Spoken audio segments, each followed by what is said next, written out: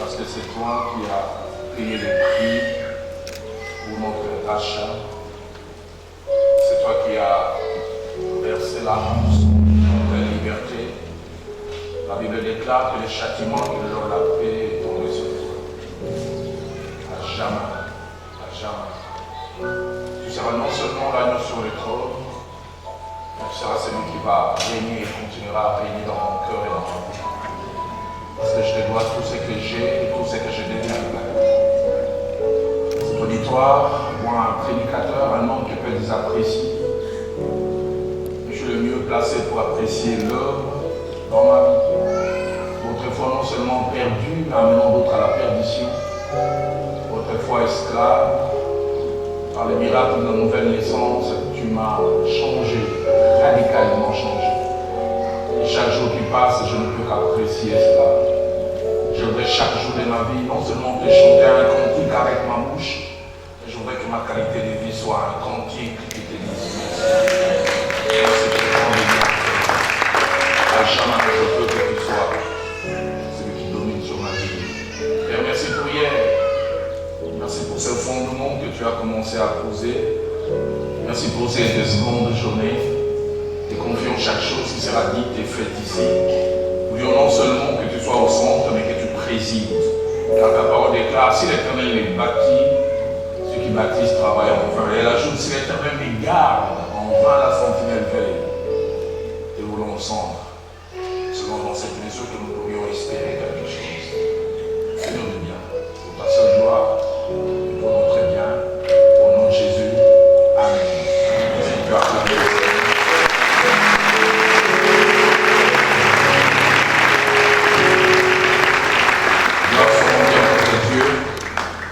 Encore des mouvements ainsi que lèvres en ce jour. Encore un grand remerciement à votre pasteur, mon frère le pasteur Timothée, ainsi à son épouse pour l'invitation, pour l'accueil, l'hospitalité, pour cette merveilleuse équipe tout autour d'eux qui rendent ce jour agréable.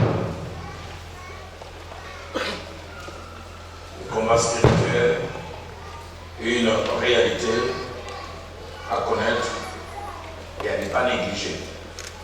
Je voudrais nous inviter à lire quelques textes, il y en a 4 au total.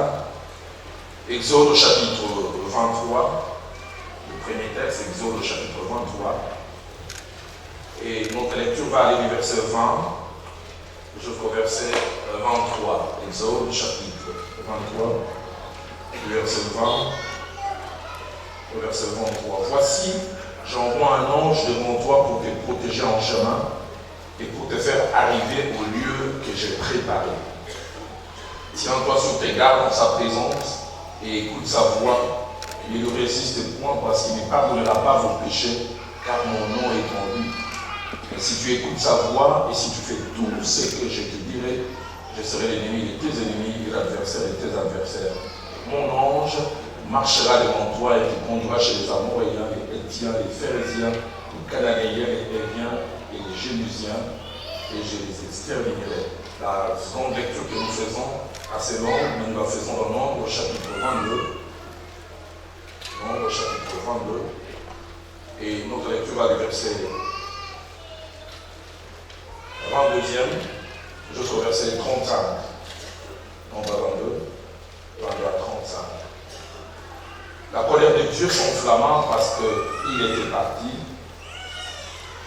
C'est de Balaam qu'il s'agit.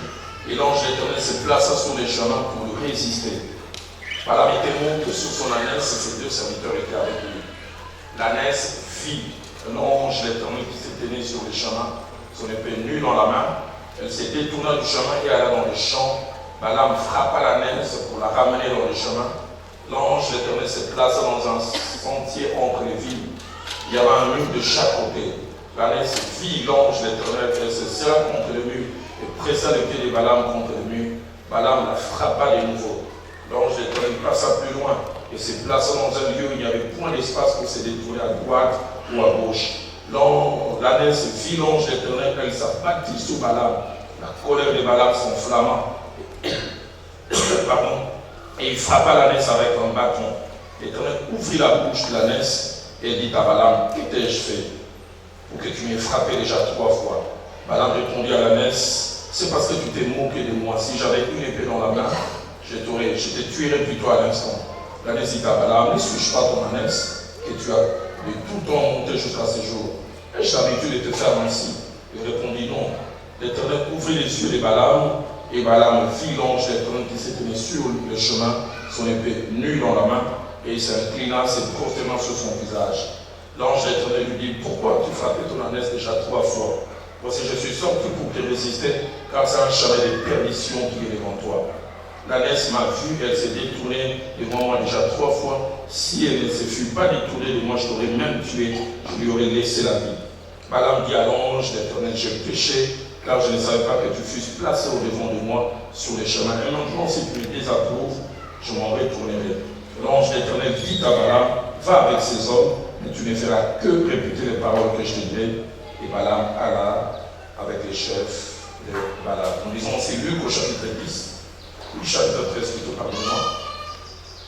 Et nous lisons le verset 10, verset 13 de Luc chapitre 13, verset 10, verset 13.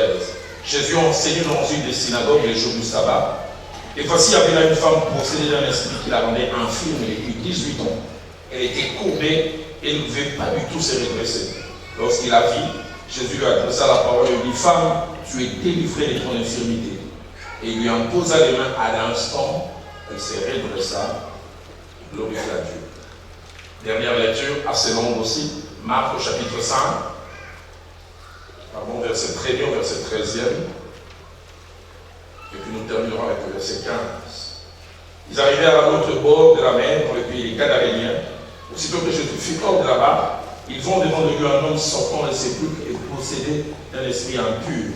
Cet homme avait sa demeure dans les sépulcres et personne ne pouvait plus le lier, même avec une chaîne. Car souvent il avait eu les fers aux pieds et avait été lié les chaînes, mais il avait rompu les chaînes et brisé les fers. Personne n'avait la force de les dompter.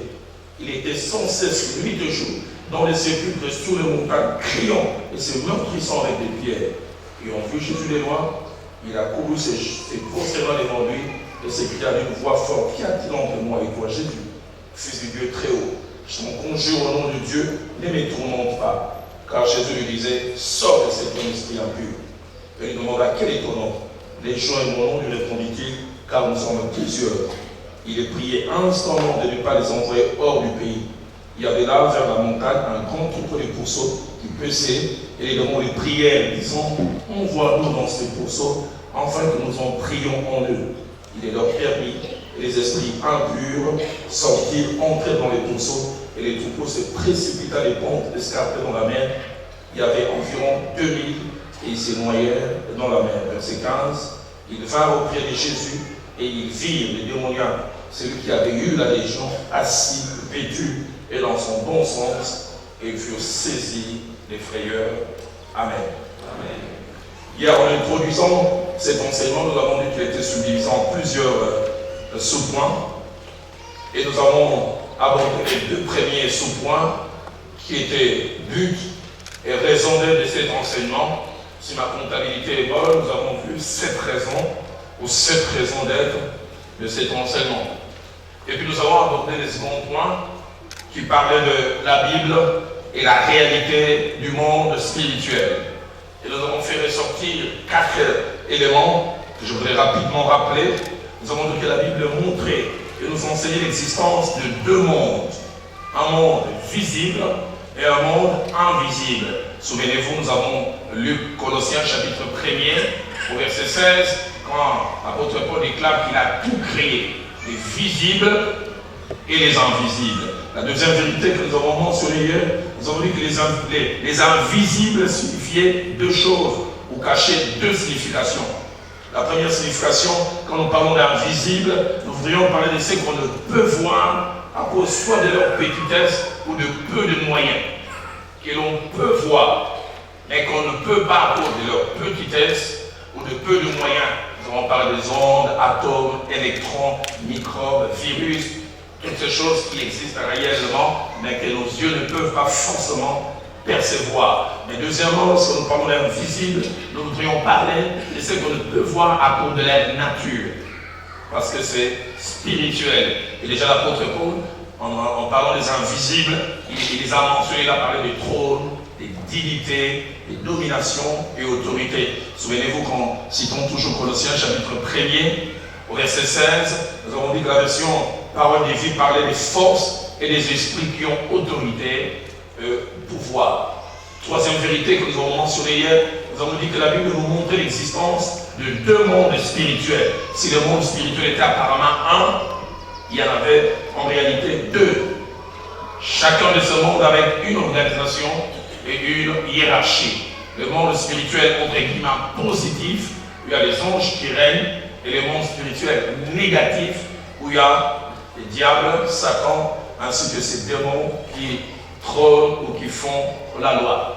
Et quatrième et dernière vérité que nous avons mentionnée hier, avant de finir, nous avons parlé de certaines réalités spirituelles difficiles à expliquer, difficiles à comprendre, mais qui montrent combien l'invisible a une grande influence sur les visibles, que ce qui n'est pas matériel a ou peut avoir une grande influence sur ce qui est matériel. Souvenez-vous, nous avons mentionné Exode chapitre 17, versets 8 à 13, où Israël était en combat avec les Amalécites, et la Bible dit que chaque fois que Moïse avait les mains levées, Israël trouvait la victoire. Quel rapport y a-t-il entre les mains levées et la force sur les champs de bataille? Un mystère spirituel. Souvenez-vous de Josué chapitre 6 au verset 26, et que nous avons mis côte à côte avec 1 Roi chapitre 16, verset 34, nous reviendrons beaucoup sur ça demain, ou alors que Jéricho est vaincu, Josué prononce des paroles. On sait que plus jamais que cette ville ne soit rebâtie. Celui qui va oser le faire, voilà de doubles conséquences qu'il pourra subir. Et 800 ans après, entre guillemets, un innocent, il vient y rebâtir la ville et il subit les mêmes conséquences. La force et la puissance de ces paroles qui avaient été prononcées. Nous avons aussi mentionné Marc au chapitre 11, verset 14, ainsi que verset 20 à 21. Quand Jésus maudit les figuiers, il prononce simplement des paroles. La grande question, quel rapport y a-t-il entre les paroles et la vie végétale? Il prononce des paroles et 24 heures après, cet arbre non seulement il sèche, mais il sèche jusqu'à la racine. Un processus que les botanistes disent qu'il peut s'étaler sur plusieurs mois, mais la parole et les disciples sont étonnés quand ils voient ça. Ils disent, regardez le figuier que le maître avait maudit hier, a totalement et radicalement séché. Nous avons aussi parlé de la relation entre parents et enfants, combien l'attitude des enfants vis-à-vis des parents pouvait entraîner des choses soit positives ou négatives. Ce soir, nous allons essayer de voir et d'étudier en détail le troisième point. Si vous avez encore votre canevas du début, le troisième point tel que nous l'avons mentionné, nous avons dit que le troisième point avait affaire à la Bible, les démons, les anges et leurs actions. Et c'est ce que nous allons essayer de voir aujourd'hui. Qui sont les anges? Qui sont les démons? D'où viennent-ils? De quoi ils sont capables? Et qu'est-ce qu'ils ne peuvent pas faire? Et nous commençons par les anges. Les deux premiers passages que nous avons mentionnés nous parlent des anges, de ce qu'ils peuvent faire. Exode 23, 20 à 23. Ainsi que Nombre, chapitre 22, verset 22 à 35, nous parle des anges. Avant de rentrer un peu en profondeur et faire ressortir plusieurs choses attachées aux anges, je veux d'abord, comme en posant les fondements, faire part de trois choses. La première, c'est que les anges sont des créatures sans corps. Sont des créatures sans corps. Mais créées par Dieu, et puis en plus créées avant l'homme. Créatures sans corps, créées par Dieu, et avant l'homme, mais ayant des aptitudes extraordinaires. Dans Psaume 89, au verset 7, ils sont appelés des fils de Dieu, simplement pour dire que c'est Dieu qui les a engendrés. Job, au chapitre 38, verset 4, au verset 7e, montre que leur création date d'avant l'homme, et qu'ils étaient même en train de jouer autour du globe. Ça, c'est la première des choses. Deuxième chose attachée aux anges, c'est que leur nom en hébreu montre à la fois leur mission et leur raison d'être. Ange veut simplement dire messager ou envoyé. Quand on dit messager ou envoyé, c'est quelqu'un qui ne fait pas quelque chose de par lui-même. C'est quelqu'un qui fait quelque chose parce que quelqu'un l'a ordonné de le faire. Et j'aimerais là déjà insister sur quelque chose sur laquelle je reviendrai. Les anges ne sont que sous l'ordre de Dieu, pas d'un homme. Ils reçoivent leurs ordres principalement de Dieu. Troisième chose, alors que je pose le fondement, c'est que les anges sont habituellement invisibles, mais peuvent de temps en temps se rendre visibles selon que Dieu les décide. Mais habituellement, ils sont invisibles. Il peut y en avoir plusieurs si nos yeux ne les voient pas, mais ce n'est pas parce que nous ne les voyons pas qu'ils ne sont pas là. Mais si Dieu permet, nous ouvre les yeux, nous pourrions les voir sur du passage que nous avons lu hier, où Élie était avec son serviteur qui tremblait. Et il dit, ceux qui sont avec nous sont en plus grand nombre. Et finalement, il a dit, Seigneur, ouvre-lui les yeux, et puis il a vu. Et avant qu'ils puissent les voir, ils étaient bien là présents et en action.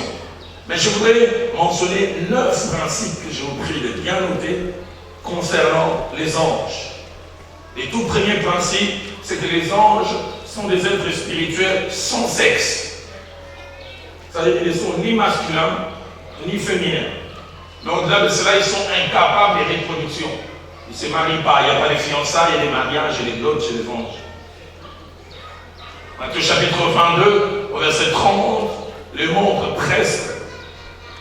C'est Jésus-Christ qui parle, car il dit à la résurrection, les hommes ne prendront point les femmes, ni les femmes des maris, mais ils seront comme les anges de Dieu dans le ciel. Asexués, ni féminins, ni masculins, pas aussi de reproduction. Deuxième principe, attaché aux anges, c'est qu'il n'y a pas une seule sorte d'ange. Il y a plusieurs sortes d'anges, et cela montre à la fois une organisation, mais aussi une hiérarchie.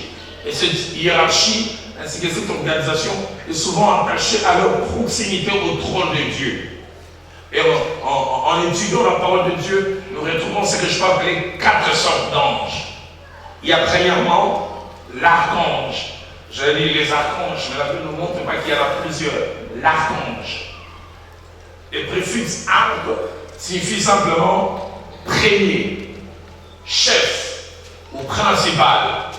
Donc on parle des archanges, on parle de l'ange principal. L'ange qui est le chef. Un peu comme ceux qui font droit promotionnel, disons primus inter pares, le premier parmi plusieurs. Archange. En Thessaloniciens chapitre 4, au verset 16, nous montre que il y a un archange qui jouera un rôle très important au moment de l'enlèvement de l'Église. Car le Seigneur lui-même a un signal donné à la voix d'un archange. Et au son de la trompette descendra du ciel. C'est lui qui va donner le signal que bientôt le retour du Seigneur. Donc Jude, j'allais dire verset 9, mais bon, pour une meilleure compréhension, parce qu'il n'y a qu'un seul chapitre, Jude chapitre 1er, verset 9, la Bible lui donne même un nom. La Bible présente l'archange Michael, contestant avec les diables et les corps de Moïse. L'archange. Deuxième sorte d'ange que nous trouvons dans la parole de Dieu, ce sont les chérubins. Les chérubins. Les chérubins sont mentionnés 75 fois dans la Bible et 75 fois dans la Bible. Et les livres d'Ézéchiel en parlent beaucoup. Mais l'une des caractéristiques des chérubins, c'est qu'ils sont très proches du trône de Dieu. Ils sont proches du trône de Dieu et ce sont les gardiens de la sainteté de Dieu et de tout ce que Dieu a de précieux. Quand Dieu a quelque chose de précieux, c'est aux chérubins qu'il confie. Il garde son trône et il garde tout ce qui est important pour lui. L'une des premières fois où les mots chérubins sont mentionnés, c'est dans le livre de Genèse, quand Adam et Ève ont eu à pécher, et la Bible parle de l'instant où ils sont chassés. Mais non seulement qu'ils sont chassés, mais la Bible nous montre un acte que Dieu a eu à poser au moment où il a chassé Adam et Ève.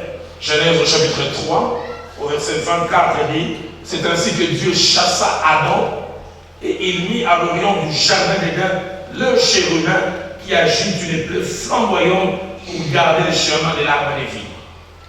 il les a chassés, et des sont des chérubins qu'il a placés pour dire, vous n'avez plus le droit de revenir ici. Et il tient une épée flamboyante comme pour le menacer en disant que vous ne pouvez plus revenir. Psaume 80, verset 1er, ainsi que Ésaïe chapitre 37 au verset 16, parle de notre Dieu comme étant celui qui est assis sur les chérubins. Et cela montre leur proximité avec son trône. Assis sur le chérubin. Troisième sorte ou type d'ange, ce sont les séraphins. Le mot séraphin est mentionné simplement 2 fois dans la Bible.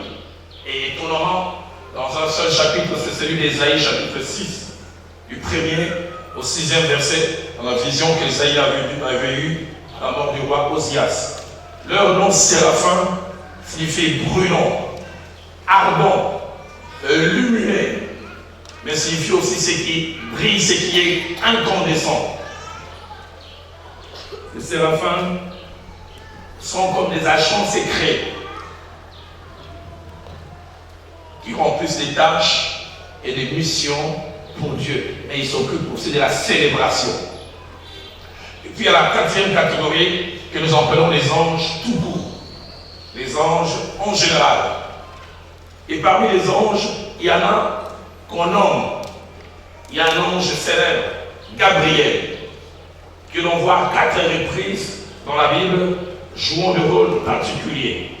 Dans Daniel chapitre 8 au verset 16 plutôt, Gabriel apparaît pour expliquer à Daniel une vision qu'il avait eue, pour rendre compréhensible, digestive, une vérité qu'il n'avait pas pu spirituellement capter. Toujours Daniel au chapitre 9, verset 21 à 22, Gabriel vient encore, il apporte à Daniel la réponse à une question. J'aime beaucoup ce qui est dit au verset 22. Il instruit ici Daniel et son traitant avec lui. Il lui dit, Daniel, je suis venu maintenant pour ouvrir ton intelligence, pour les rendre capables de comprendre certaines choses. Dans Luc, au chapitre 1er, au verset 19, nous retrouvons encore Gabriel qui est venu annoncer à Zacharie la nouvelle de la conception de sa femme. Et puis, quand vous pouvez vous en douter, Luc au chapitre 1er, verset 26, c'est encore Gabriel qui vient en visite à Nazareth annoncer à la jeune fille Marie le plan de Dieu non seulement pour elle, mais le plan de Dieu aussi pour l'humanité. Donc tout cela faisait partie du deuxième principe où nous parlons qu'il n'y avait pas une seule sorte d'ange, mais qu'il y en avait plusieurs. Troisième principe, c'est que la Bible nous montre que les anges font des navettes entre ciel et terre. Le ciel d'où ils reçoivent leurs ordres, mais la terre où ils viennent souvent exécuter les ordres que Dieu leur donne. Dans Genèse chapitre 28, au verset 12, Jacob a vu cette échelle, l'échelle, ce qui est dit, il a vu les anges de Dieu qui montaient. Si on dit monter, c'est qu'ils étaient déjà sur terre. Et ils descendaient. Ils font le navette. Quatrième principe, attaché aux anges, ils dépassent les humains que nous sommes par leurs aptitudes.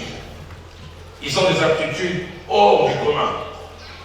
2 Pierre chapitre 2, verset 11, il dit qu'ils sont supérieurs en force et en puissance. Supérieurs en force et en puissance. La version française pour dit ils sont bien plus forts et bien plus puissants que nous. Dans Psaume 103, au verset 20, la Bible dit d'eux qui sont puissants en force. Nous parlerons de l'an 2 vers la fin pour montrer les choses extraordinaires qu'il a pu faire. Cinquième principe, la Bible les présente comme rendant 2 ministères. La Bible, les parlant des anges, montre qu'ils rendent 2 ministères. Le premier ministère, ils les rendent vis-à-vis de Dieu. Et comme je disais, de qui ils reçoivent principalement les ordres. Psaume 103, verset 20, dit qu'ils exécutent les ordres de Dieu. Ils annoncent des choses que Dieu veut, accomplissent des missions qu'il leur assigne et ils exécutent ses jugements. 1 Chroniques, chapitre 21, verset 15, nous parle de l'ange que Dieu envoie à l'époque de David pour détruire Jérusalem. David avait mal agi et cet ange est venu, il a commencé à frapper. Il a frappé. Et c'est vrai que quand Dieu a vu qu'il a suffisamment frappé, c'est Dieu lui-même qui lui dit assez. Retire maintenant ta main.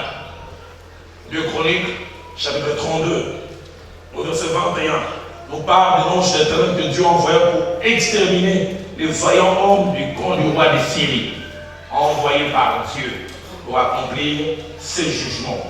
Acte 12, au verset 23, nous montre un ange du Seigneur frappant Hérode, qui n'avait pas donné gloire à Dieu, exécutant un jugement encore de Dieu. Acte 8, verset 26, nous montre encore un autre ange, en arrêtant la mission d'évangélisation du diacre Philippe en Samarie, parce que Dieu avait vu le besoin qu'il y avait chez un eunuque éthiopien qui revenait et qui retournait aussi assoiffé qu'il était venu. Et Dieu lui dit, va, quitte cet endroit et va sur cette route qui est déserte. Là, c'est comme je dis, ils sont au service de Dieu. Mais deuxièmement, ils sont au service des croyants.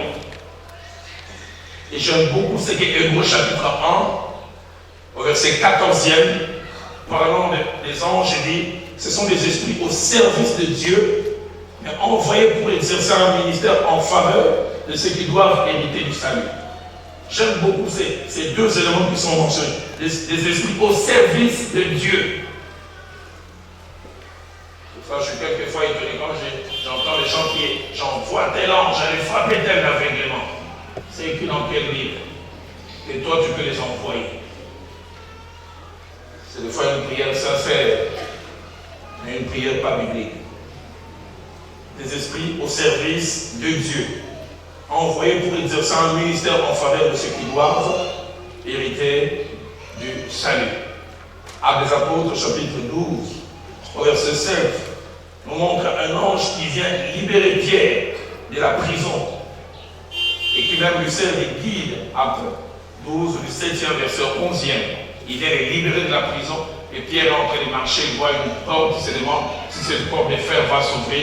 Il avait dit elle s'ouvrit d'elle-même, mais c'est aussi l'action de l'ange au service de ceux qui doivent hériter le salut.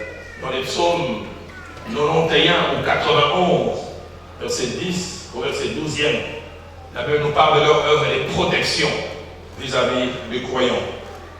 Il est dit aucun malheur n'est arrivé là. Aucun fléau n'approchera de ta tente. Pourquoi? Car il, c'est Dieu, il ordonnera à ses anges de te garder dans toutes tes voies. Il ordonnera à ses anges de te garder dans toutes tes voies. Verset 12, ils te porteront sur les mains de peur que ton pied ne heurte contre une pierre. J'ai un ami serviteur de Dieu qui en avait dit du nom. Il explique comment ce jour-là, alors qu'il était en train de rouler durant cette période de décembre et janvier, où il y a la neige qui tombe, des fois quand la neige a tombé suffisamment et qu'après ça se transforme en verglas, la chaussée a tendance à glisser. Alors il dit ce jour-là, il était en train de rouler calmement, et puis voilà, à cause des verglas, il a perdu le contrôle du volant. Et il a quitté son côté, il roulait. Il a commencé à aller de l'autre côté et il voyait un gros camion qui venait. Dans sa tête, il se disait, ça y est, c'est fini. Il essayait d'actionner, rien n'est rien fait. Mais il dit, quand il a laissé le main, il a vu quasiment comme si quelqu'un retournait le volant. Il dit, j'ai jamais cru au ministère des anges, mais ce jour-là, personne ne pouvait lui dire que ça, c'était un hasard. Il a vu le volant tourner, et puis le véhicule a passé, et puis il est allé tourner dans une sorte de rigole. Et là, ce jour-là, j'ai vu qu'une main invisible était en train de tout conduire, de tout contrôler. Actes des Apôtres, chapitre 27, versets 23 à 24, nous en avons parlé dimanche. Paul est dans cette embarcation et un ange vient lui annoncer des choses qui vont arriver pour l'encourager. La veille, on n'avait pas mangé depuis plusieurs jours. Quand Paul s'est levé, il y a un ange, lui dit à qui j'appartiens, mais est apparu cette nuit et m'a dit qu'il n'y aura aucune perte si ce n'est celle du navire. Matthieu chapitre 1er, au verset 20, un ange apparaît à Joseph dans un songe, il arrête alors qu'il voulait prendre une mauvaise décision. Décision réfléchie, décision humainement parlant justifiable. Il était en relation de fiancé avec Marie. Et Marie est venue lui annoncer, entre guillemets, d'après sa compréhension à lui de l'époque, qu'il était enceinte par la vertu du Saint-Esprit. Difficile à digérer, difficile à comprendre. Pour Joseph dit le Saint-Esprit, c'est qui? C'est ce frère là-bas, il dit que de temps en temps, comme je ne suis pas là, celui qui vient te visiter. Celui qui s'appelle Saint-Esprit. Alors qu'il s'est disposé à arrêter avec Marie, il avait dit, un ange du Seigneur lui a parlé en songe, je lui dis, Joseph, fils de David, ne crains pas de prendre avec toi Marie, ta femme, car l'enfant qu'elle a conçu vient du Saint-Esprit. Sixième chose que je voudrais mentionner comme principe, c'est que deux choses importantes à dire concernant la relation ange et les hommes. J'en ai presque parlé. La première des choses, c'est que nulle part on ne voit les anges recevoir les ordres des hommes, même les serviteurs de Dieu. Même les serviteurs de Dieu les plus loin. Et deuxième chose importante, on ne les voit jamais accepter l'adoration. Il ne faut jamais adorer, faire un culte aux anges. Dans Apocalypse chapitre 22, au verset 8 à 9, Jean qui est dans les Patmos a été ébloui, non seulement par tout ce que l'ange lui a révélé, mais par tout ce que l'ange lui a montré. Écoutez comment il réagit à la fin, la Bible dit, c'est moi Jean qui ai entendu et vu ces choses. Et quand j'ai entendu et vu, j'ai tombé au pied de l'ange qui me les montrait pour l'adorer. Il est ébloui par la quantité et la qualité des choses. Il veut rendre culte à l'ange. Le verset 9 dit, mais l'ange lui dit, garde-toi de les faire, adore Dieu, Dieu seul. Donc même les anges n'acceptent pas l'adoration, parce qu'ils savent que l'adoration revient à Dieu, et à Dieu seul. Septième principe, c'est que les anges ne sont pas au service de tout le monde. Et surtout pas de n'importe qui. Ils ne sont pas au service de tout le monde et pas au service de n'importe qui. Apocalypse chapitre 19, au verset 10, dit, ils sont les compagnons de service de ceux qui ont les témoignages de Jésus. Avez-vous les témoignages de Jésus? Si vous l'avez, alors ils sont à votre service. La version française courant dit, ils sont au service de ceux qui sont fidèles à la vérité révélée par Jésus. Pas ceux qui viennent à l'église. Pas ceux qui sont passés par un sacrement. Moi j'ai été baptisé par Aïdi Nabala. Passé par le coup salut même. Vous, ce sont des petites gueules. C'est Jacques-André Vernon, 78. Le frère Jacques-André Vernon me disait, tout baptême qui n'est pas précédé par la nouvelle naissance n'est qu'un bain. Si on t'a pas, avant d'être plongé dans l'eau, tu n'as pas fait acte de repentance et de conversion, tu t'es baigné simplement. Toujours Apocalypse, chapitre 22, au verset 9, on dit qu'ils sont les compagnons de service de ceux qui gardent la parole de ces livres. Pas de ceux qui viennent à l'église, pas de ceux qui prêchent. Si je prêche et que je ne vis pas cela, il n'est pas mon compagnon de service. Pas de ceux qui chantent, même si tu chantes avec une belle voix comme la Castafiore. Il n'est pas à ton service. Ils sont les compagnons de service de ceux qui gardent les paroles de ces livres. La version française, on dit, sont les compagnons de ceux qui prennent au sérieux les paroles de ces livres. Donc des hommes et des femmes qui prennent au sérieux les paroles de ces livres. La version parole de Vidi, ils sont les compagnons de ceux qui obéissent aux paroles contenues dans ces livres. J'aime cette parole de la Bible dit, l'Éternel promène son regard sur toute la terre pour soutenir tout le monde, pour soutenir ceux dont les cœurs sont tout entiers à lui. Ce sont ces personnes qui ont droit au ministère des anges. Huitième principe, les anges, ils ne sont ni mi-garçons, ni mi-filles, comme présenté souvent par la peinture. Nos peintures modernes nous présentent les anges un peu comme des êtres androgynes.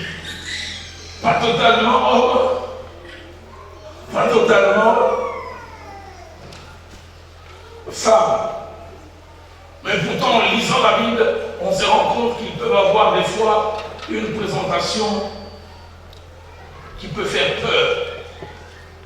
Le livre de l'Apocalypse, chapitre 18 au verset 21, parle d'un ange puissant.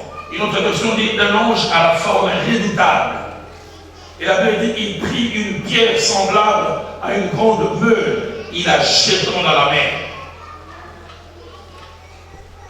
Allez, l'explication telle que c'est que la pierre qu'il avait, c'était comme si c'était le boudding Sosakon. Alors on peut se demander, quelqu'un qui peut tenir boudding Sosakon, lui-même il est comment? Un ange puissant. Et quand nous lisons aussi toujours Apocalypse, au chapitre 10, au verset 1er ainsi qu'au verset 2, la Bible nous parle d'un ange en disant, il tenait dans sa main un petit livre ouvert. Mais écoutez la suite. Il posa son pied droit dans la mer et son pied gauche sur la terre. Un homme de petite taille ne peut pas le faire.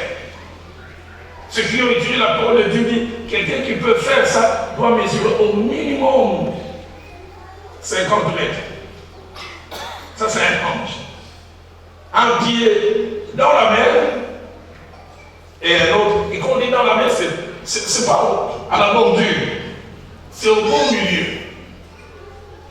Alors la peinture a tendance à représenter les êtres un peu féminins. Et pourtant la Bible nous montre que c'est bien au-delà de cela. Apocalypse chapitre 20, versets 1 à 2, parle d'un ange qui avait la clé de l'abîme et une grande chaîne dans sa main. Et la Bible dit de lui, il saisit les dragons, les serpents anciens, qui est le diable et Satan, et il les lia pour 1000 ans. J'aurais imaginé la forme de cet ange, qui peut saisir les dragons et les serpents anciens. Dernière chose, neuvième, que vous pouvez mentionner comme principe, la Bible ne nous révèle pas les nombres des anges, mais mentionne qu'ils sont non seulement nombreux, mais qu'ils sont très nombreux. Apocalypse chapitre 5, au verset 11, décrivant la louange des anges devant les trônes de Dieu, dit en ces termes, leur nombre était des myriades, des myriades, et des milliers, des milliers, des myriades et des myriades. Daniel chapitre 7, au verset 10, nous dit encore, parlant des anges, dit 1000 milliers servaient l'ancien des jours, et des myriades se tenaient devant lui. 1000 milliers. Donc ça va dans les millions. Dans Matthieu chapitre 26, au verset 53, quand on veut arrêter Jésus et que Pierre fait sortir son épée, Jésus lui montre combien pour son seul problème, Dieu peut disposer combien d'anges. Il dit Dieu peut envoyer 12 légions d'anges. Une légion chez les Romains c'était 6000. Il dit pour ce seul problème, Dieu peut envoyer 72 000 pour montrer combien ils sont en nombre. Après avoir parlé des anges, j'aimerais parler des démons.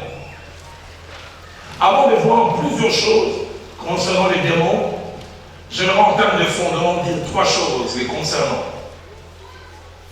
La première, c'est que les démons sont des anges déchus qui ont suivi Satan dans sa rébellion. Apocalypse 12, au verset 9, on parle. C'est des anges qui étaient au service de Dieu, peut-être chérubins, peut-être séraphins, peut-être aussi anges tout court, mais qui ont été entraînés par les diables dans sa rébellion. Deuxième chose importante, Apocalypse chapitre 12, au verset 4, nous montre que lors de sa rébellion, Satan n'a été suivi que par les 1/3 des anges qui existaient. Donc, comme pour dire, 2/3 sont restés fidèles à Dieu. 1/3 l'ont suivi. Mais 2/3 sont restés fidèles à Dieu. Troisième chose, alors que je pose les fondements concernant les démons, ils sont présentés ou appelés de différentes manières dans la parole de Dieu. Ils sont appelés démons, ils sont appelés esprits mauvais, ils sont appelés esprits méchants, ils sont appelés esprits impurs, Ils sont aussi appelés anges déchus. Pour dire la même chose. Démons, esprit mauvais, esprit méchant, esprit impur ou ange déchu.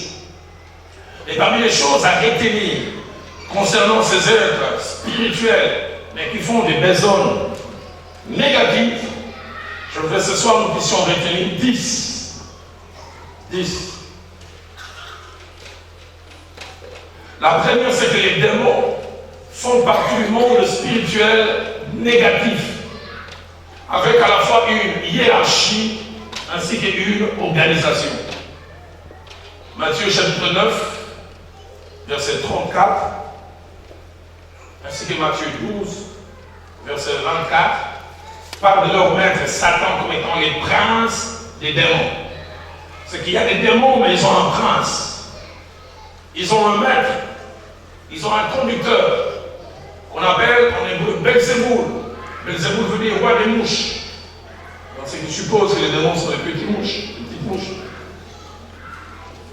Et celui qui est le roi, c'est le diable. Éphésiens chapitre 2, au verset 2, appelle encore le diable les princes de la puissance des l'air. Le prince de la puissance de l'air. Souvenez-vous, nous l'avons lu hier et nous l'avons montré au travers de la parole de Dieu que quand Daniel avait fait cette prière pour laquelle il attendait que Dieu puisse répondre, Daniel chapitre 10 au verset 13, l'ange vient lui répondre, il dit ta prière avait été certes exaucée et quelqu'un avait été envoyé pour amener la réponse, mais les chefs du royaume de Perse. Et je le disais hier, même dans le monde des ténèbres, il y a une organisation administrative, un découpage. Il y a un prince spirituel au-dessus de chaque contrée. Marc chapitre 5, au verset 10, alors que Jésus a voulu chasser les démons du fou des Gadara, la Bible dit, il les priait instamment de ne pas les envoyer hors du pays. Ils sont prêts à sortir du corps, mais ils disent, laisse-nous dans ce territoire. Parce que c'est là où nous exerçons notre autorité. Luc chapitre 11, verset 26, un passage sur lequel nous reviendrons beaucoup, nous montre aussi que si tous les démons sont démons, si tous sont des esprits mauvais, mais tous ne sont pas mauvais de la même manière. Nous reviendrons sur cela. La Bible dit quand quelqu'un a été délivré et que les esprits mauvais ont été chassés de cet homme, la Bible dit les esprits vont errer ça et là. Écoutez ce que la Bible dit. Alors l'esprit s'en va et il revient. S'il trouve sa maison non pas gardée, la Bible dit il s'en va et il cherche 7 autres esprits plus méchants que lui. Tous ils sont méchants, mais il y a d'autres qui ont une capacité de méchanceté plus forte. Et la Bible dit, quand il prend ces autres esprits plus méchants, la condition dernière de cette personne devient plus grave que la première. Je reviendrai sur ce passage tout à l'heure vers la fin avant de conclure.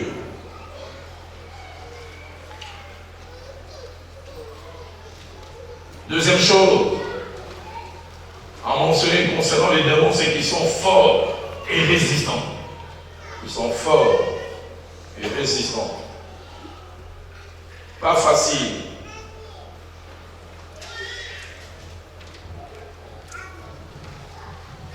À déloger, fort et résistant.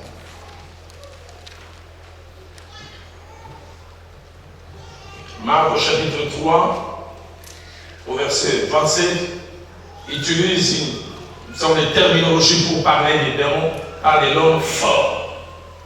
Il est dit ceci, personne ne peut entrer dans la maison d'un homme fort et piller sans avoir au préalable lié cet homme fort, alors il pillera sa maison. On les présente comme étant l'homme fort, celui qui domine, qui contrôle.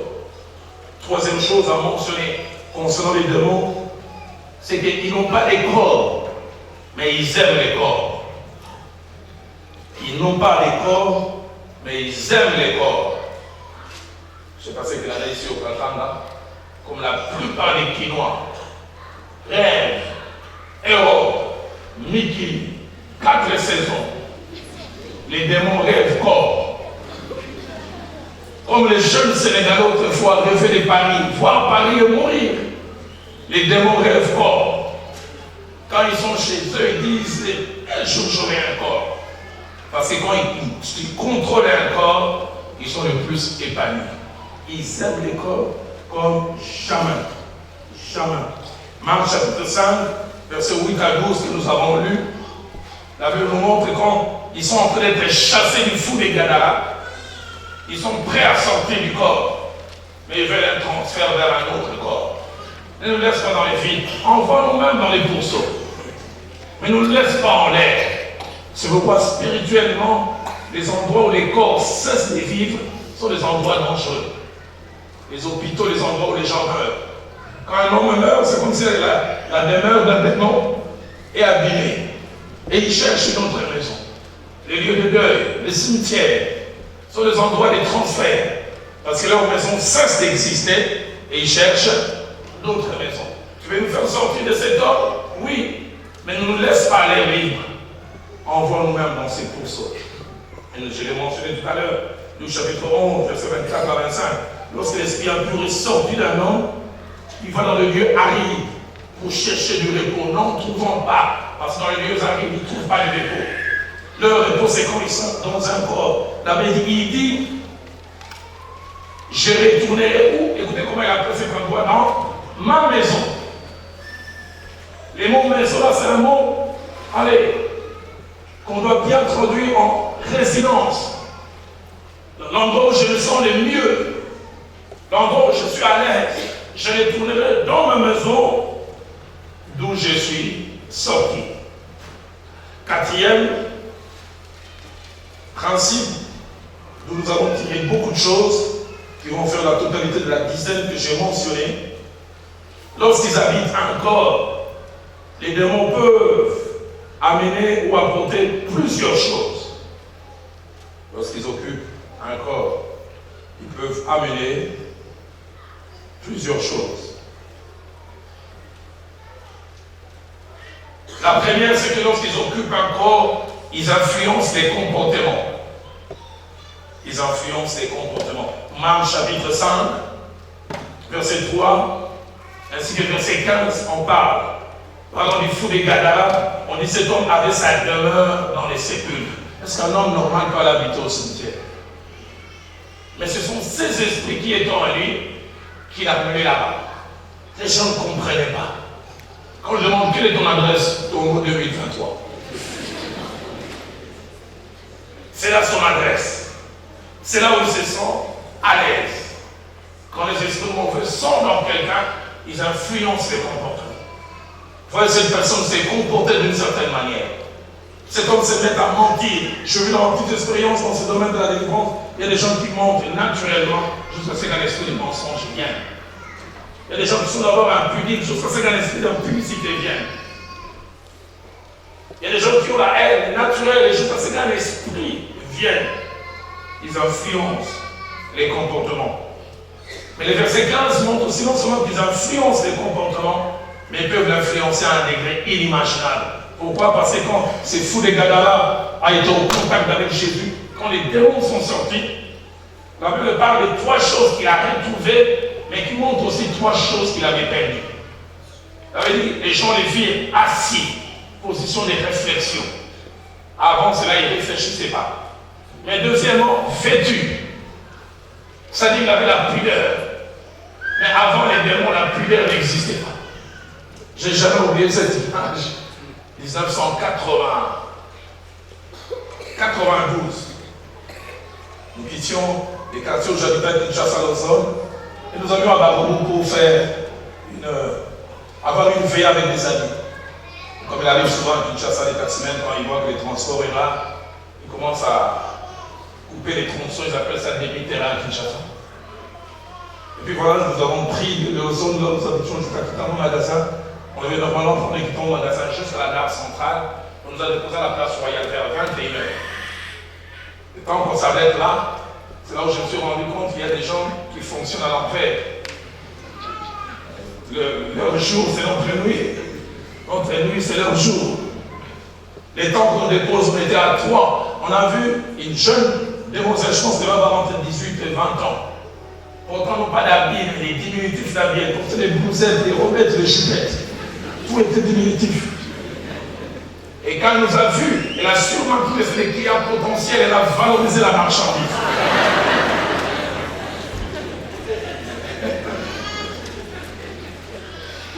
Elle a donné la valeur à la marchandise en se disant qui c'est. Mais j'oublie jamais. C'est pour ça qu'il est bon que les dons spirituels opèrent dans l'église. Jusqu'à cette avancée, un de nous, saisi par l'esprit, il veut dire, je te connais.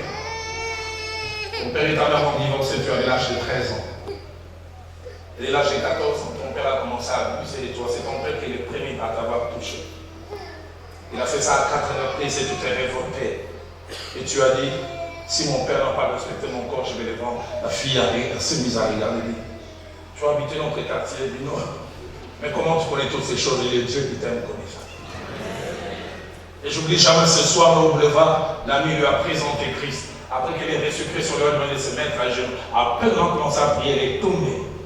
Elle a commencé à rouler par terre. J'oublie jamais cette image. Alors qu'elle roulait, j'entendais comment elle criait miaou, miaou, miaou. Quand je vois ça, j'ai des pauvres clients qui viennent ici. Tu te réjouis en voyant ses formes et tout, mais tu ne sais pas tout ce que tu ressens. Les miaou, miaou, là, une partie. Mais le plus fort, c'est quand la délivrance finit. Qu'elle nous avait vu avant, elle était très mal habillée, mais inconsciente. Dès que les démons sont sortis au nom de Jésus, quand il s'est levé, pour lui, ça allait là.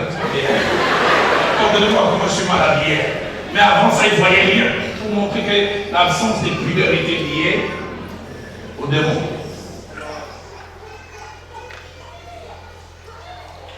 Il faut qu'il n'a pas honte et 3 quarts de la poitrine.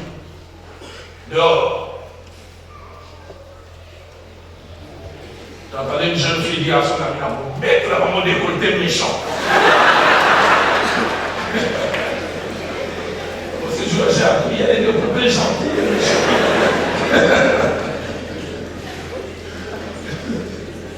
Assis, vêtu, c'est-à-dire pas les bons sens. Mais il dit aussi dans son bon sens. Réfléchis. Quand les démons sont là, ils vous volent la réflexion. J'ai connu un père qui a abusé de sa fille. Parce qu'il faisait prendre quelques loges mystiques.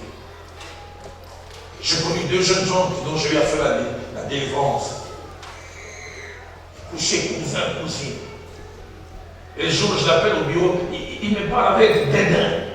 Il dit, pasteur, les cousines sont faites pour les cousins. Mais je n'oublie jamais les jours où sa délivrance finit, il pleurait. Il pleurait. Il regrettait ces choses. Il demandait pardon à ses cousines.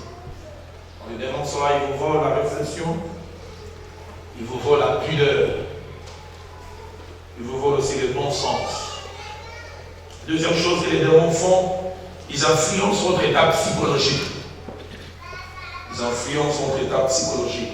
En Samuel chapitre 16, verset 14 ainsi que verset 23, on parle du roi Saül qui était possédé. Il avait dit au verset 14, quand ses esprits le prenaient, il était agité. Il devenait violent. Capable de poser certains actes, mais d'où ça vient. Je parlais un jour avec un homme, il dit, j'aime ma femme, mais je n'arrive pas à savoir la force qui me prend quand je la colle. Et sa femme, quand il est fâché, il prend ma tête, il colle contre les murs.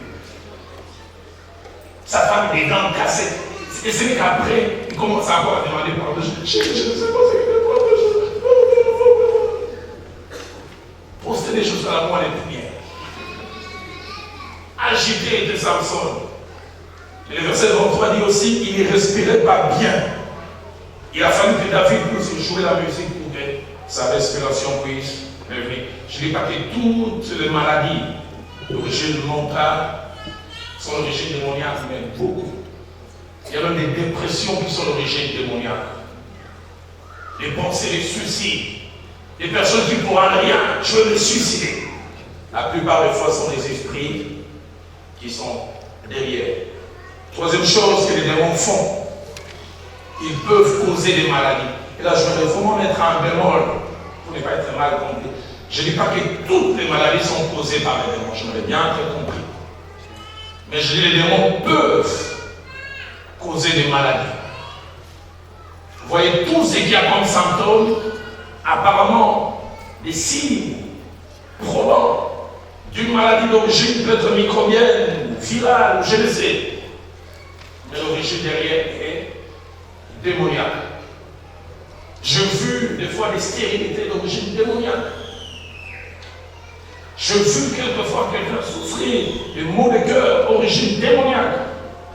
Maladie apparemment, véritablement, reprenons toute la description médicale, mais l'origine est démoniaque. Luc chapitre 13, au verset 11, parle de la femme infirme depuis 18 ans et courbée et qui n'avait pas la capacité de se redresser. La Bible dit elle était possédée d'un esprit qui la rendait infirme.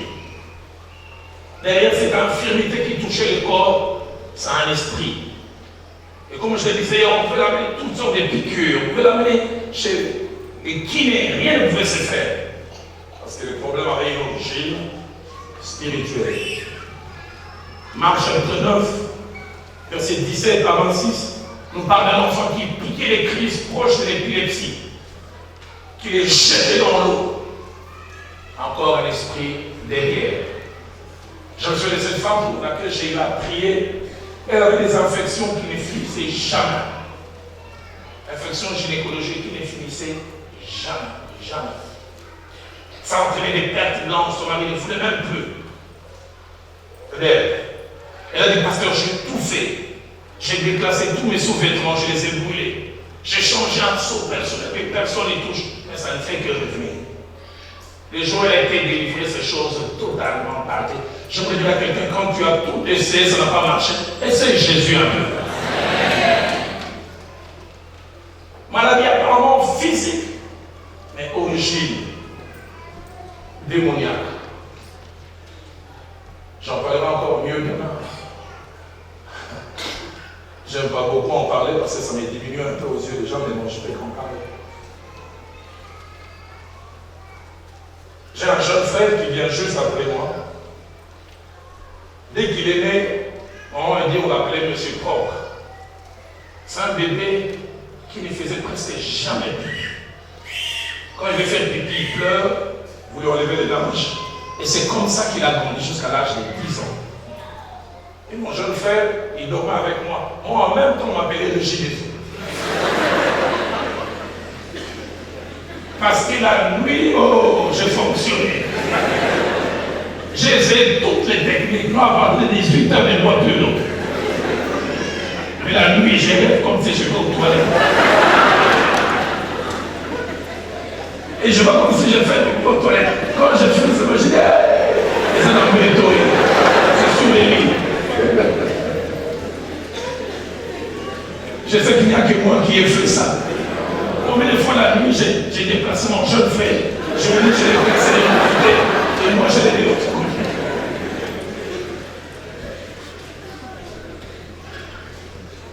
En 76, 56, il avait que 10 ans. Notre père a commencé à être très très malade. Je vous dis, jamais on est allé voir avec mes parents, ces féticheurs, ces dames, en guérilla. C'est Rémi lui-même qui l'expliquera après. Et le jour où on est sorti de chez cette dame, on lui a fait des incisions. Rémi a commencé à faire pipi. C'est pour ça que je dis, le diable, ce n'est pas un philanthrope. Il vous donne apparemment par la main gauche, mais il retire autre chose par la main. Il fait cesser ces mauvais songes et il te prend ton mariage. Oh non, quand il était petit, il piquait des crises d'épilepsie. Depuis qu'on avait l'amené chez ses parents, la casse, ça s'est arrêté. En même temps, s'il a pris la fécondité. Et tu verras ça après. Et j'ai vu comment mon jeune frère souffrait. Moi qui étais riche des autres, ça m'a calmé. Et chez lui, ça a commencé à fonctionner. J'oublie jamais, il était en 5e et 6e secondaire, il était à l'internat au collège de route. Il dit combien j'avais honte, je me fais une chambre avec un ami. Et chaque nuit, j'étais obligé de me réveiller, changer les habits, nettoyer pour que la vie ne se rende pas compte. Mais une année après la conversion, ça c'est lui-même qui en parle. Les jours où il a reçu Christ comme Seigneur et Sauveur, il a dormi. Il avait 20 ans. Donc 10 ans après. Il s'est rendu compte qu'il avait reçu des os et mes fonctions. Et j'étais maintenant. Deuxième jour, une semaine. C'est au deuxième mois qu'il est venu me dire, William, alors je ne sais pas. Accepter Christ, c'est quelque chose de fort. J'en parlerai à la fin pour des fois. Dieu nous fait subir des délivrances silencieuses. Sans que nous voyons sans comment ça se passe. Même si quelqu'un est en crise, il est une nouvelle, il y a des choses anciennes sont passées. Et voici toutes choses sont les nouvelles. Ça s'est radicalement et totalement arrêté. J'en parle pour dire comment il y a des dysfonctionnements qui sont d'origine démoniaque. J'ai dirigé une cellule de là-bas en 93, une année après mon mariage. Les hommes, enfin la cellule réunissait tout le monde le lundi et je lisais la réunion des mamans. Je vais de temps en temps prêcher à ces réunions. Je me suis dit que je viens à ce réunion-là, c'est jeudi. S'il y avait 50 mamans, je pense qu'à 25 sont venues en véhicule, soit personnel, soit avec chauffeur. Aucune n'avait le signe de la pauvreté. J'étais le seul piéton quasiment. Et je viens à cette réunion alors que je commence à prêcher, comme ça m'arrive souvent quand le don de la parole de connaissance vient fonctionner. Je commence à voir mes paupières qui palpitent, là je sais que ça va commencer. Et puis du coup je vois un premier diapo, je vois une femme, et puis je vois 38 ans, je vois 14 ans de mariage, et puis je la vois avec son mari sur un lit, et puis ils sont en train de sointer en bas, et puis je vois quelqu'un comme tenant une sorte de scie électrique, on prend les lits au milieu, et les lits se séparent. Dans le cadre spirituel, je comprends une femme de 38 ans, mariée depuis autant d'années. Mais Dieu me dit, depuis quelques temps, il fait pipi au lit. Et à cause de cela, son mari s'est éloigné. Vous savez, moi-même, avant de parler d'une femme qui faisait pipi, je l'avais dit, elles avaient toutes l'air tellement propres. Mais le but qui est derrière, c'est que le diable veut détruire son mariage. Je n'avais pas fini, la dame était à la venue à manger, elle est tournée d'elle-même. Elle a roulé comme un ballon, elle est venue devant moi. J'espère qu'on s'en ira, on va la rouler au côté, quand on est quoi tu te mets? Je voulais détruire ce mariage. Et il me disait combien il est allé voir des médecins pour que ça s'arrête. Mais c'est un esprit. Et cet esprit, c'était quoi? C'était une femme, allez, qui voulait prendre sa place, qui lui avait jeté un mauvais sort. Problème apparemment physique, mais origine spirituelle. Ils peuvent causer des maladies. Autre chose que les démons peuvent faire. Les démons peuvent rendre capables de faire des choses qu'on ne peut pas faire naturellement. Marc chapitre 5, verset 4, parlant du fou de Gadarani, il avait eu le fer aux pieds et avait été lié les chaînes, mais il les avait rompus. Il avait brisé les chaînes, il avait lié. Personne n'avait la force de les dompter. Personne. Personne. J'ai quelquefois fait des délivrances, je suis une délivrance qu'on faisait d'une jeune fille, je pense qu'elle pesait 50 kilos. Mais quand on chassait les démons, si elles poussent comme ça, les grands gaillards pendant 4 les partaient. Ça nous fait d'où vient la force de cette petite forme en grande allée. Ils font faire des choses que naturellement vous ne pouvez pas faire. Tout ça, ça faisait partie du quatrième. Alors, cinquième principe, les démons peuvent être décomptés ou dénombrés. Lorsqu'ils sont dans un corps où ils contrôlent une vie, ils peuvent être comptés ou dénombrés. Dans Marc chapitre 16, verset 9, ainsi que Luc chapitre 8, verset 2, chaque fois qu'il est fait mention de Marie de Magdala, on dit Marie de Magdala, de laquelle avait été chassée 7 démons. 7 démons. Et là, j'aimerais encourager tous ceux qui sont dans la délivrance, dans l'intercession, combien il est bon quand nous faisons ce travail de délivrance, chercher les dons spirituels. Il arrive des fois quelqu'un en a 5, tu as chassé 3, tu crois que le travail est fini, et tu t'arrêtes. J'oublie jamais un jour, on était en train de faire un cas d'une délivrance. Et nous avons vu qu'il y en avait 5. On a commencé le premier, le deuxième, le quatrième. Et le cinquième. Et puis à un moment, on a dit au nom de Jésus, la personne est tombée, quasiment raide morte. Et puis elle a ouvert les yeux. Alors qu'on voulait partir, l'esprit m'a dit, il n'est pas tombé, il n'est pas parti. Les derniers encore là. Et je reviens. Je dis, toi, dernier esprit de mensonge, tu n'es pas sorti, tu es encore là, je n'irai jamais cet esprit sur mes têtes. Écoutez sa réaction. Quand tu me s'organiser la bénédiction, mais je m'en cache. Tout le monde croit que je suis sorti. Toi, clairvoyant. J'ai dit, on s'est réparti encore la défense, c'est fini. Et demain, on va reprendre encore le travail, quasiment à 0. Ils peuvent être comptés, ils peuvent être dans Marc, au chapitre 5, au verset 9. Quand Jésus chassait les démons dans les fous des Gadara, ils ont dit, nous sommes légion. Légion en hébreu, c'est 6000. En grec aussi, 6000. Un prédicateur de nous avait malade, on dit dans ses corps, il y avait un embouteillage de démons. La situation devait être difficile. 6000. Dans un seul corps. 6000, pensez-y. Et Dieu merci, Jésus s'est occupé de tous. 6e principe, plusieurs choses font que les démons entrent et prennent possession d'une vie. Plusieurs choses. Parmi les choses qui font des portes ouvertes pour que les démons entrent, sont premièrement des actes que nous posons nous-mêmes, volontairement, consciemment. Mais deuxièmement, il y a des actes que nous posons involontairement. Et parmi ces actes, il y a les pratiques des fétiches. Les pratiques des fétiches. Aller chez les féticheurs, aller chez les marabouts, aller chez les voyants.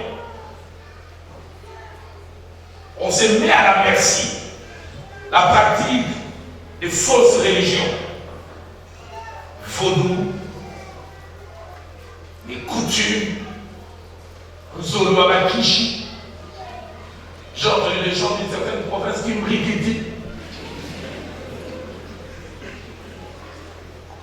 Des groupes secrets qui font certaines choses.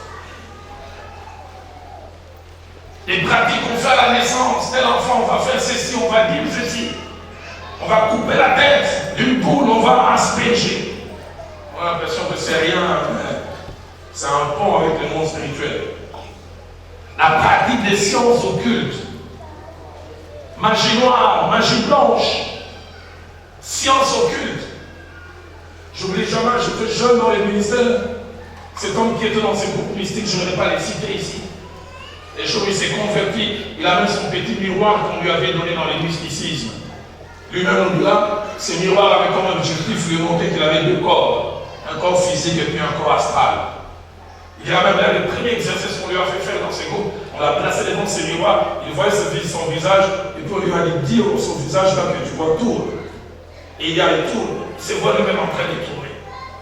On dit ça c'est ton corps astral qui tourne pour te montrer que tu as 2 corps. Et puis il avait une sorte de petit tapis qu'il utilisait pour la prière. Je vous dis jamais, les jours où il a fait ça, c'est pour la première fois. On est en train de brûler les voix d'hommes qui parlent des noms. Il est en train d'être tout le ministre n'était que le miroir. Il pratique de ces choses. Mais quand je parle de pratique de ces choses, je vais parler aussi des livres. Vous les jeunes gens qui habitent avec des parents, des amis, des fois par curiosité, il m'a donné ces manuscrits pour lire. 3e œil, l'heure du Verseau. Et par curiosité, tu veux lire. Tu penses que tu es simplement en contact avec les écrits. Au-delà des écrits, tu es en contact avec les esprits mauvais. Accompagner quelqu'un chez les féticheurs. Non, il m'a simplement dit de l'accompagner. Et quand je parle de fétiches, toutes sortes de fétiches, la plupart des jeunes fétiches pour le football, tu es timide, les amis disent non, il y a quelqu'un qui va te donner un mouchoir pour les filles. Je me souviens d'un ami, on l'a amené quelque part, on lui a donné une sorte de ficelle en citant les noms. Ah non, Kagio, toi, Jacqueline, j'étais bloqué, l'intelligence est bloquée. L'intelligence est bloquée, mais tu ne sais pas ce que tu fais.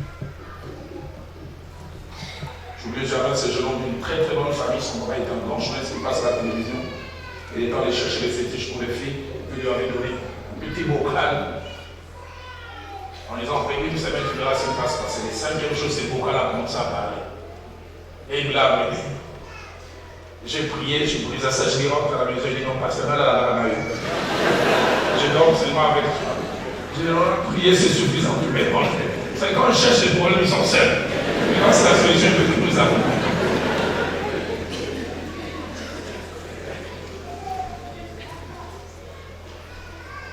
Je me souviens de ces dames avec qui j'ai eu à parler à l'est du pays, à Goma.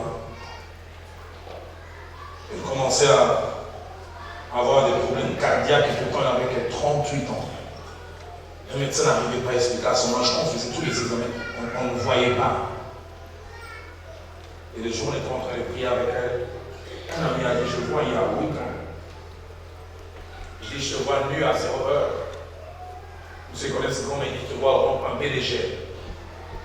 Mais je ne sais pas ce que tu fais.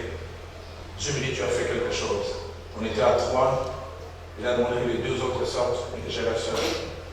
Quand je suis resté, c'est ouvert. C'est là que je me suis rendu compte que les femmes, des fois, quand elles sont dans le désarroi, elles sont prêtes à tout. Et je connais mon homme, j'avais 16 ans. On était à l'université ensemble. Quand on a fini, il avait 22 ans, moi j'en avais 21. Il a commencé à avoir de l'argent, il a commencé à me glisser entre les doigts. On est commencé à la présidence. Voyage par-ci, voyage par-là. Je commençais à voir que je commençais à voir mon nom qui glissait. Et une maman m'a dit, une autre maman évidemment, maman qui peut t'aider à maîtriser ton nom. Il deviendra comme une marionnette. Je lui dis, mets-toi à genoux, c'est mis à genoux. Il dit, je suis allé voir cette femme qui fait les fétiches. Elle m'a dit 2 conditions. La nuit, à 0 heure, tu te présentes au rond-point BDGL. 5 minutes après, tu verras un lion qui est en train de venir. N'aie pas peur. Ces lions vont venir vers toi. Si tu bloques ces lions, tu maîtrises ton mari à chaque.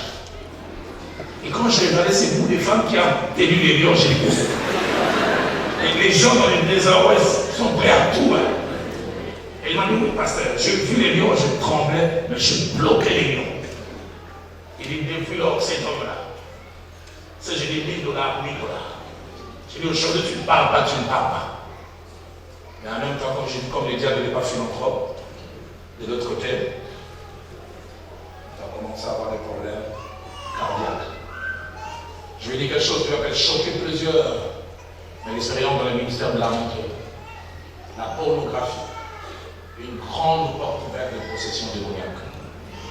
La pornographie, par image, par télévision, et tout le monde les voit aujourd'hui combien d'enfants de Dieu, même des serviteurs de Dieu, sont esclaves de la pornographie. Il est même possible au moment où tu es ici, que tu l'as dans les téléphones, tu l'as dans ton ordinateur. J'ai suivi un documentaire, j'étais en Amérique du Nord, j'ai bien voulu qu'on traduise ça en français que l'on montre. Et il a été démontré que sur 100 films de pornographie, 85 sont pour satanistes, à dessein. 85. Le but c'est de polluer les gens. Quand tu regardes ces films, c'est ça, tout ça lever les mêmes gloires au Seigneur. Dieu est bon. Ça te conditionne. Tu n'es pas en contact simplement avec des images. Tu es en contact avec une force qui est derrière. Force invisible, mais force réelle. Je vais vous supplier, jeunes gens, filles et garçons, hommes et femmes, arrêtez ces choses. Un jour, comme pasteur, je reçois la visite d'une femme avec son mari. Un homme que je respecte dans le ministère. Je suis plus jeune que lui. Sa femme vient dans les désordres et dit, pasteur, je l'ai amené parce qu'on doit parler. La chose que j'ai vue cette nuit m'a dépassé. La femme parlait, l'homme avait la tête baissée. La femme dit vers 2 heures du matin, je me suis réveillé, j'habite une maison à l'étage. J'ai regardé sous le lit, mon mari n'était pas là. Puis j'ai jeté un coup d'œil vers les toilettes, je dis sûrement il doit être aux toilettes. Mais j'ai regardé les toilettes étaient non pas éclairées. Je vais vers les toilettes, il n'y a personne. Je me dis, où c'est pas aller? Peut-être qu'il est descendu prier. Il dit, je descends doucement. Je regarde vers le salon, tout est noir. Même si je regarde vers les bureaux, son petit bureau est allumé. Je dis, qu'est-ce qu'il a en train là? Une prédication à préparer. Il dit, heureusement que je suis venu comme un chat la pointe des pieds, sinon il aurait pris des précautions. Il dit, j'arrive, soufflez que j'en parle. Je dis tout mon mari devant l'ordinateur, fume et pornographie. Pantalon vert, pantalon de pyjama, et en train de s'auto-satisfaire. Il dit, je l'ai regardé en pleurant, je lui ai dit, tu es une femme réelle que tu as laissée sur le lit, et tu viens te satisfaire avec une femme virtuelle. Tu en as une réelle. Et là, tu trouves ta joie avec. Et cet homme a commencé à pleurer et dire, ça date de longtemps. Chaque fois que je veux arrêter, je m'arrête. La pornographie est une porte ouverte dangereuse pour les possessions de biens. J'ai un ami avec qui j'ai grandi. À l'école secondaire, il ne faisait que 80%, 85 en littéraire. Tout le monde rêvait qu'il allait devenir un brillant avocat. Mais lui et moi, à l'époque jeune, on aimait les films, à fond, on a mis, on changeait d'âge. Parce qu'il fallait avoir 18 ans. Nous, on se faisait passer pour l'âge qu'on avait. Quand je me suis converti, j'ai arrêté. Et lui, il a continué. Je n'oublie jamais ce jour après la conversion, sa mère m'appelle, dit Roland, tu as appris ce qui est arrivé à ton ami. Je dis quoi? Il dit, depuis hier, il est à Makala. C'était à l'époque de Mobutu. Ils avaient fait une grande parcelle, ils occupaient la parcelle principale, puis ils avaient des locataires. Et parmi les locataires, il y avait une dame qui était un bureau d'un colonel de la BSP à l'époque. Il est revenu du cinéma, il avait suivi ce film, ça l'a mis dans tous ses états. Lui-même dira, ces jours-là, je n'avais pas l'argent pour aller coucher avec les prostituées. Il avait une petite fille, la fille de cette maman de 12 ans, qui allait vers les toilettes à lui. La violente. À un moment, l'a attrapé. Une heure après, on l'a mis à la police. Et le lendemain, il était à Makala. J'ai vu ces garçons qui a tenu 10 ans de ça. Je rentre de Nairobi, il n'a jamais eu un diplôme d'État. Il vendait dans une petite boutique qu'on appelle à Kinshasa Nikablo. Simplement par une folie de quelques minutes. Au niveau de ces grands politiques français, tout le monde lui donnait la présidence de la France. Mais un homme tordu dans sa tête. J'ai lu les biographies, on dit ça des échangistes. Il avait sa famille, ils vont dans des réunions, allez, tu donnes ta femme à quelqu'un d'autre. Toute sa vie a basculé simplement quand il a vu cette femme des chambres rentrer. Il a osé toucher toute une carrière qui aurait dû être ratée. Je vais vous supplier, si vous êtes enfant de Dieu et surtout serviteur de Dieu, arrêtez. Ma petite expérience m'a montré que plusieurs dans ces domaines ont des victoires cycliques. Ils arrêtent pour 2 semaines.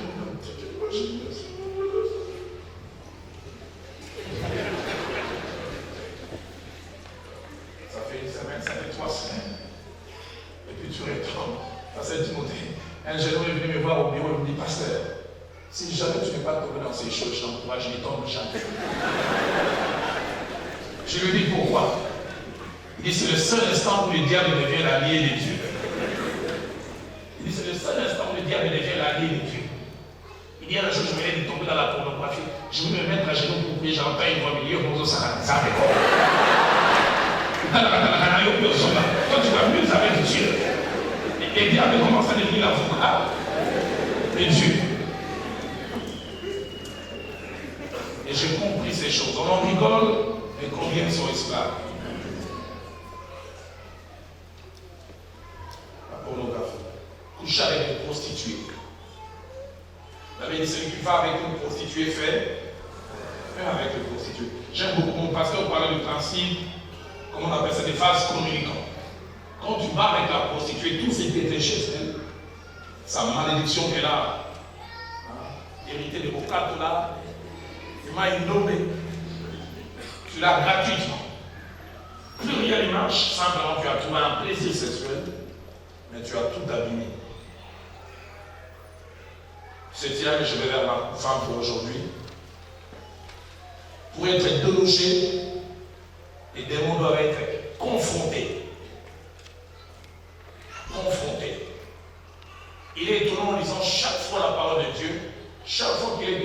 délivrance, on ne voit pas des termes doux. La Bible dit, Jésus chassait les démons. Chasser, c'est pas, il n'y a pas la douceur des noms. Quand Jésus fait des délivrance, on dit qu'il menaçait les démons. C'est-à-dire, faire baiser quelque chose. Si tu ne quittes pas, voilà ce qui va arriver. Marc 5, 8, la Bible dit qu'il disait, sors de cet homme esprit impur. Marc 1, 25, la Bible dit Jésus qu'il menaçait l'esprit impur. La plupart des fois, il est parlé de chasser, de menacer, d'ordonner.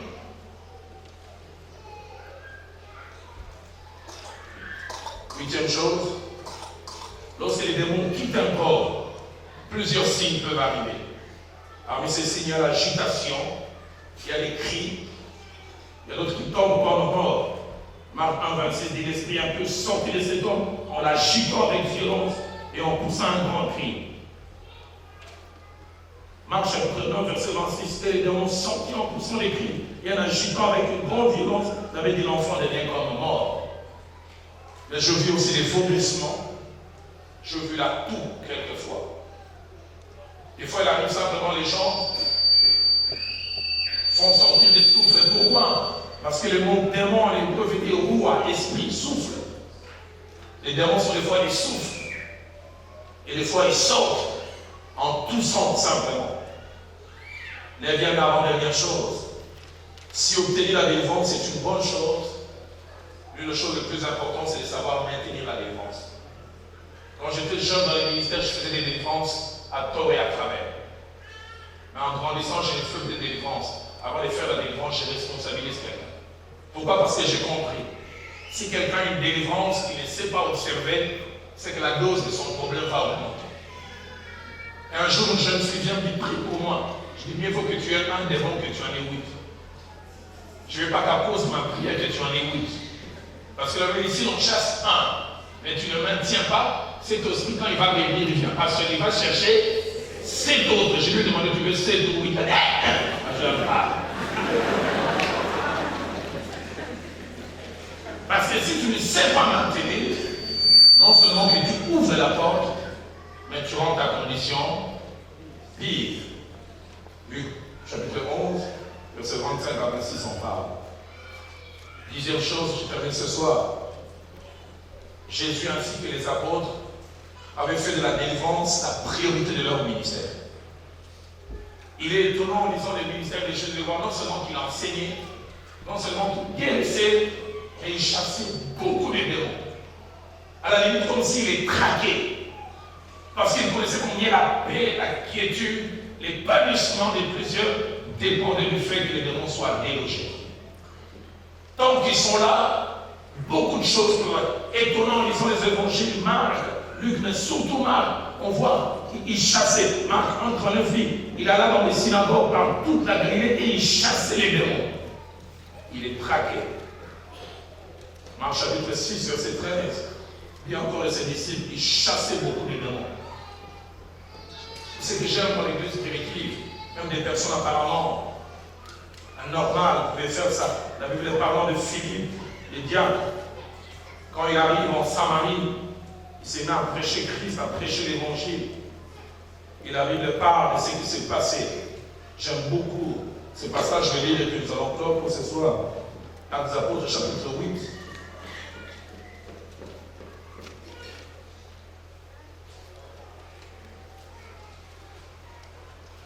La Bible du verset 6 au verset 8. Les foules tout entières étaient attentives à ce que disait Philippe lorsqu'elles apprirent et virent les miracles qu'il faisait. Pourquoi? Car les esprits un peu sortis de plusieurs démoniaques en poussant des grands cris. Et beaucoup de paralytiques, des boiteux furent guéris. Il y eut une grande joie dans cette ville. Ce soir, nous allons nous arrêter là. Demain, nous allons parler d'une chose importante. Et c'est demain que nous allons prier. Maman, tout de suite, Dieu m'a mis à cœur que toi et moi, nous travaillons en duo. Demain, je m'arrangerai, je vais enseigner 40 minutes. Parce que Dieu m'a mis à cœur qu'on ait beaucoup de temps pour prier. Mais par rapport à l'enseignement d'aujourd'hui, Dieu m'a dit qu'on ne prie pas. Mais bien, on va le faire. Dans mon cœur, quand je prie, je sentais déjà comme une agitation. Je sentais les esprits mauvais. Mais je dis, calmez-vous, je donne rendez-vous pour demain. J'avais la certitude, Dieu va se manifester demain et jeudi d'une manière comme jamais vous n'avez vu. Je voudrais vraiment que demain, ceux qui voient des choses anormales viennent avec expectation. Les gens viennent en disant trop c'est trop. J'en ai assez de tourner en rond. J'en ai assez de faire du surplace. J'aimerais alors qu'on s'élève, on acclame ensemble les Seigneurs.